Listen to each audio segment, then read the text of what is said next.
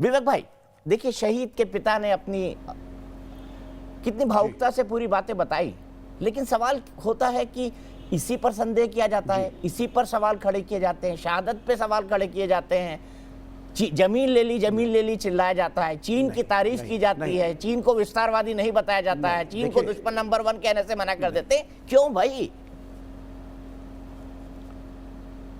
जी आप सुनिए, पहली चीज है आई सल्यूट कर्नल संतोष बाबू, उन्होंने देश के लिए शहादत दी, हम उन्हें सल्यूट करते हैं, आर्मी को सल्यूट करते हैं और शहीदों के बलिदान को व्यर्थ नहीं जाना चाहिए। हम सब भारत की फौज के साथ हैं, लेकिन भारत की फौज के साथ होने का मतलब बीजेपी या नरेंद्र मोदी की जो ये राजनीति है, नरेंद्र मोदी इस देश के प्रधानमंत्री, आपके प्रधानमंत्री हैं और डेमोक्रेसी का यही तकाजा है कि पद का सम्मान किया जाए। दोनों डिफरेंट चीजें हैं।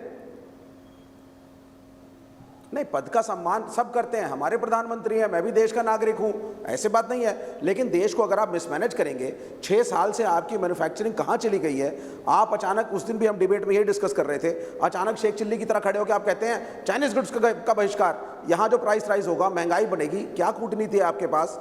आप स्वदेशी में विश्वास करते हैं कि 100% एफडीआई में विश्वास करते हैं। 6 साल तक मेक इन इंडिया में आप कहते हैं विदेशियों आओ, यहां सब कुछ सस्ता है, आज आप कहते हैं हम आत्मनिर्भर बनेंगे। क्या किसी की क्लैरिटी है? हम सब देश के साथ हैं, हमारे ही प्रधानमंत्री नरेंद्र मोदी। विवेक भाई, आलोचना के लिए आलोचना कर रहे हैं, अगर आलोचना के लिए आलोचना कर रहे हैं, आज लेह दौरे में आप कोई आलोचना नहीं निकाल सकते।